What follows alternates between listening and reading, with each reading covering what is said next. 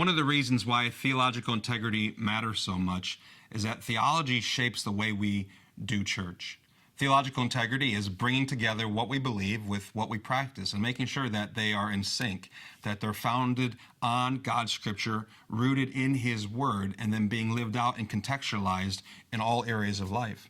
Our understanding of the church and who the church is and what the church exists for is shaped by our ecclesiology.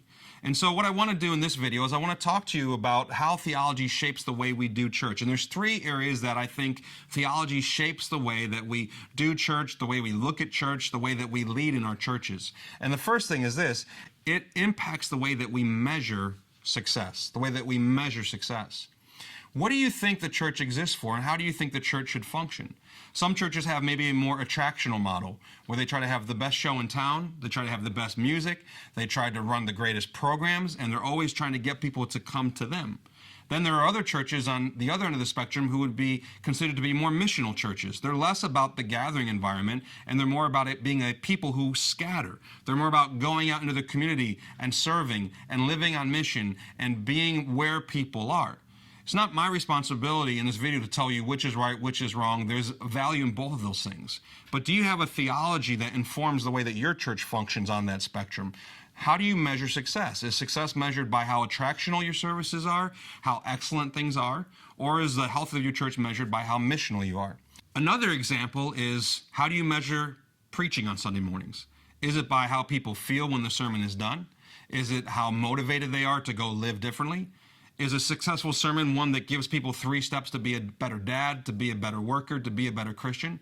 Do you tend to be more interested in motivational talks? Or is it a gospel preaching environment where you're lifting up Christ so that He can be adored and seen, and that in seeing Christ, the hearts of the audience can be changed?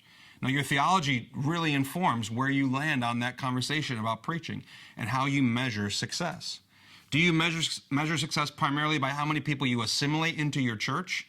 And by assimilation, I mean people who visit and then you get them into some sort of a program so that eventually they can be serving on a team, which is a great goal and a wonderful thing to measure.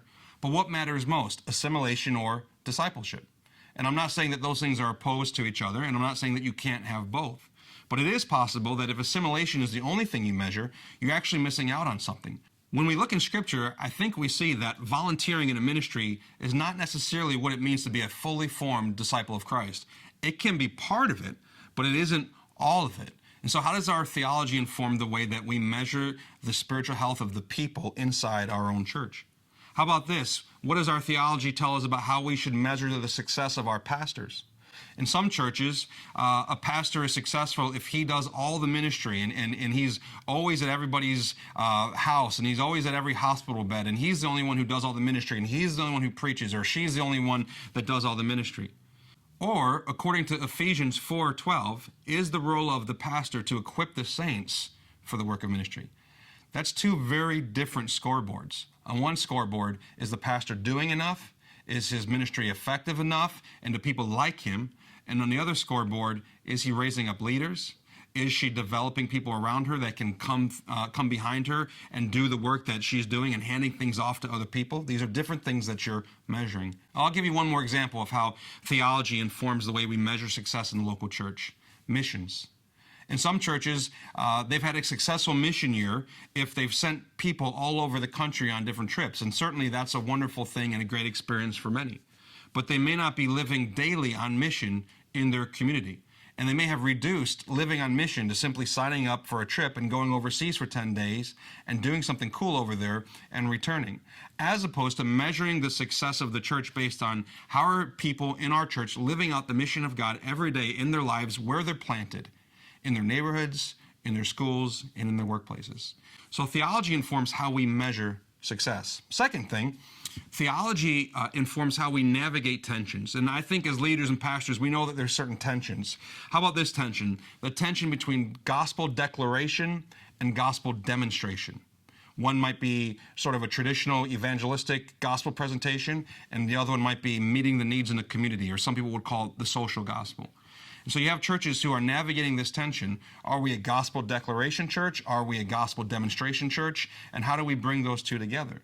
And we need a theological foundation for what the gospel is, but also how the gospel works itself out in our lives. We need to understand the whole counsel of Scripture to see places where God's prophets speak up about social injustices and God's prophets encourage people in exile to work for the good of the city where they're at. But we also need to see that Jesus came to seek and save those who are lost. And our biggest problem is that we're separated from God. So it's not one or the other, it's both, of course. But if we don't have the theological underpinnings for these conversations, then it quickly becomes a conversation just about preference. And we don't want to be in that place as leaders. We want to have theological depth to what we're teaching and to what we're doing. Some people would say there is a tension between being led by the Spirit and being a people of the Word. I think you know that that's a false dichotomy. We want both of those things, but what's the theological understanding behind that? What does it look like to be both a people of the Word, but also a people of the Spirit? Some of the tensions we might feel in our churches, especially if you lead a church that's charismatic and Pentecostal in nature, is the gifts of the Spirit operating in the local church gathering, but also the instructions of Paul in 1 Corinthians 14 that all things be done decently and in order. That's a real tension. How do you navigate that, creating space for the Spirit to move in a way that Paul fully expected it to happen when the church at Corinth gathered, but also doing it in a way that is decent and in order, and according to Paul's own instructions, has the outsider's perspective in mind? We need to, again, not just default to what we want or what our experiences have told us, but we need theological understanding. Navigating the tension of honoring the past and celebrating the future. There's so much in Scripture that can be said about God's desire for His people to be moving and moving forward. And God doing things one way for one generation, but doing it a totally another way for the next generation. There's one example that comes to mind. The people of God are in the wilderness and they begin to complain, and God sends these snakes who begin to bite the people of Israel, and they begin to cry out, and God instructs Moses and Aaron to make this bronze serpent and to put it on a stick and to lift it up. And when they lift it up, the people look at it and they live. Well, many years later, King Hezekiah comes to power, and one of the first things this godly king does is he begins to destroy all the false altars and all the things that the Israelites were using to worship other gods. And one of the things that he had to destroy was this bronze serpent. Why? Because they were worshiping it. They had made it into an idol.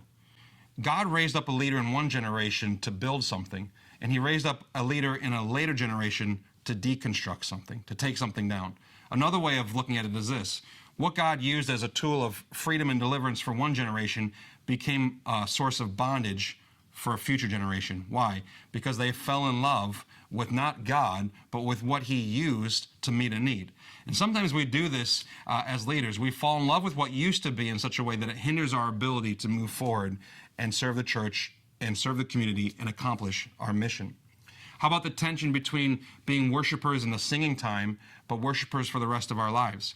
We need to have good language. Otherwise, the people in our church are going to think that worshiping is something we do for 25 to 30 minutes every Sunday morning, and the rest of our lives is something else. We need the theological understanding to say, yes, worship is this, but it's so much more than that. Our theology in our churches, it informs how we measure success, how we navigate tensions, and lastly, how we make decisions. What do we say yes to as a church? What do we say no to? And does it fit in with our ecclesiology? There's so many good ideas out there. There's so many great organizations that aren't the church that do really important things. But what is the church called to do? And how will we know what to say yes to and what to say no to if we don't have significant theological convictions about who the church is? We need a well-shaped ecclesiology so that we can have understanding of why we exist, what it looks like to be God's people on His mission for His glory, and then also to understand what does that look like today, right now, in the place that God has placed me and our church family. And so that's how theology informs the ways that we do local church.